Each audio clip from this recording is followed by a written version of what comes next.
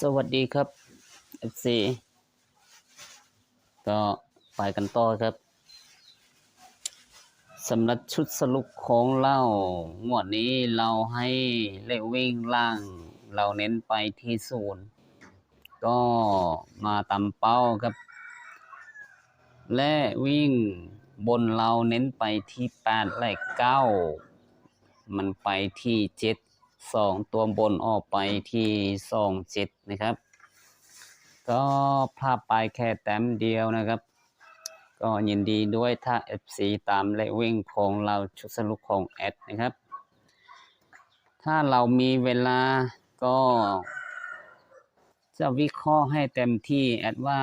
5 งวดนี้ก็จะพลาดไป2 งวดสำหรับเลขวิ่งของแอดนะครับเอาละเราก็จะมาเริ่มต่อสู่นี้กันนะครับงวดนี้ก็เป็นงวดที่8ชุด4ตัวมันออกไปที่09นะครับและ2ชิดสูตรที่1 90สูตรที่2 90ถือว่าไปที่ตัวชนตรงนี้ส่วนสูตรที่3ได้3 4ก็ไม่มาครับวิธีที่1ก็คือเราใช้ตัวนี้นะครับในละ10บวก2ของที่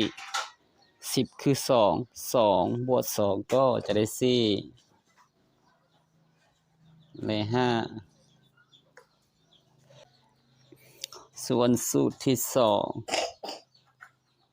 เราก็จะดึงแค่ตัวนี้เลยนะครับก็คือหลักหน่วยตรงนี้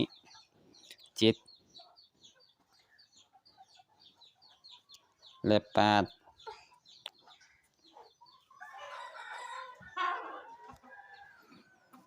ก็สู้ที่3เราก็จะดึงหลักพันนะครับหลักพันคือ0และ1เอาละเราสังเกตว่างวดนี้มันไม่ชนเลยนะครับถ้า FC ชอบสู้1สู้2ก็จะคู่ไปที่47 48 57 58หรือว่าสู้ที่1จะสู้ที่3 40 41 50 51นะครับและสู้นี้78ก็จะคู่กับชุดนี้ด้วยนะครับ FC เอาละเราก็จะไปต่อครับไปกันต่อสู่บนล่าง2ตัวงวดนี้ชุด6ตัวมันออกไปที่69ใช่ไหมแล้วก็09 27ไม่มาเลยครับของเราได้4เลย5ก็วิธีใช้ละแสนละหมื่นและละหน่วยครับ6บวก9ได้5ไปบวก7ก็จะได้2และ3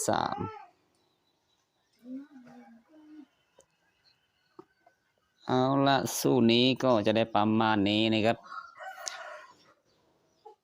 ไปดูอีสู้นี้เลยนะครับ FC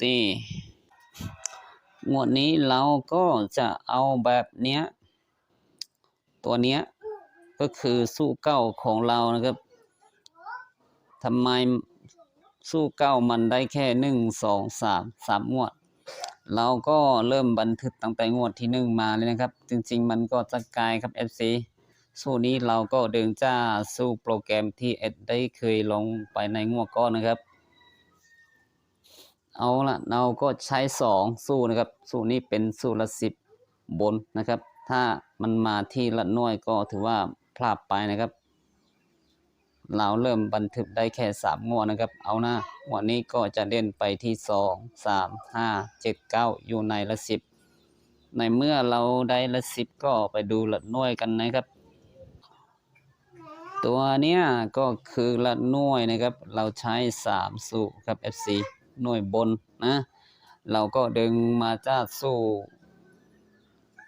Excel ของเราครับ ก็เริ่มบันทึกได้ 3-4 งวดนะครับจริงๆมันก็จะกลายนะครับงวดที่79ก็9นะครับงวดที่27ก็ไปที่7งวดที่3ก็จะได้ตัวเนี้ย4 3 5 1 2 8 6 7เดี๋ยวเราก็จะเอาละ10และละหน่วยมาจับคู่กันเลยครับ FC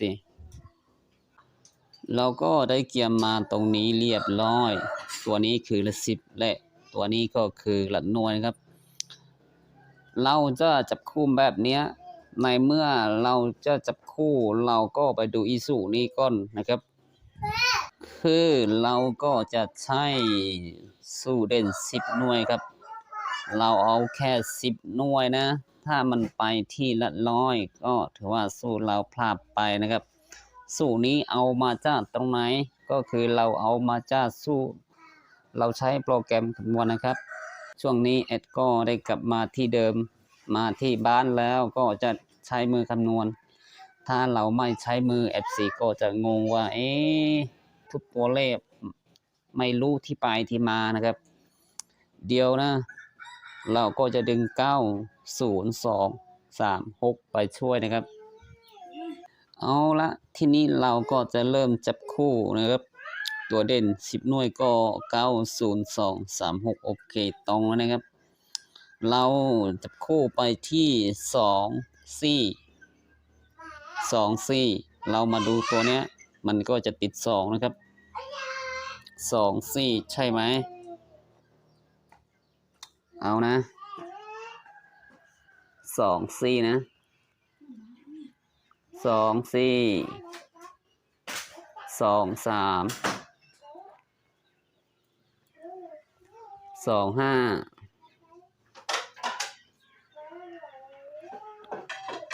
2 1 2 2 2 8 2 6 2 6ใช่ไหม2 6 2 7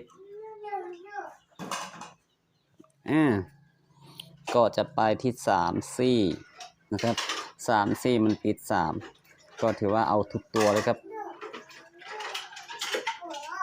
3 4 3 3 3 5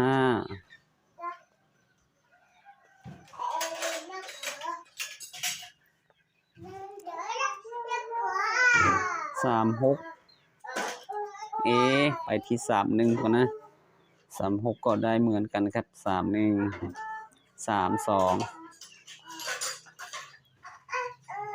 3 8และสุดท้ายคือ3 7ก็จะไปที่5 4เรามามองตัวนี้มันไม่ติด5และ4ก็มาเอานะครับก็5 3มันติดเลเด่นของเราก็คือ3 5 3 5 5มันไม่ติดชุดนี้5 1ก็ไม่ติด5 2ติด2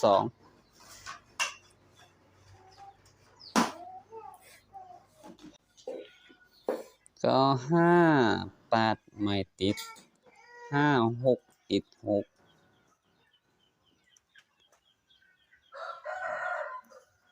5 7ติดไหมไม่ติดก็จะไปที่7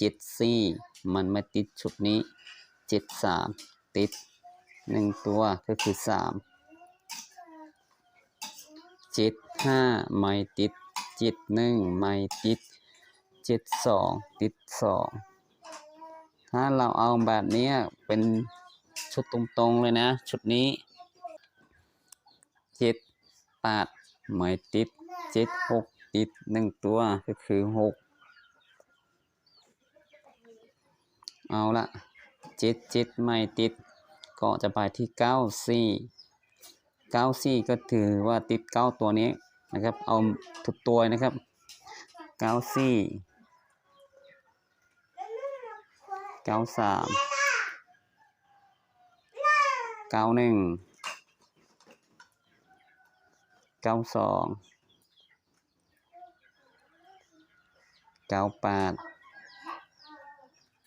96และสุดท้ายคือ97เด้อก็จะมีประมาณนี้ถ้าสู้ของเรายังเดินต่อนะครับ ถ้า FC ชอบก็ลองดูนะครับโชคดีครับ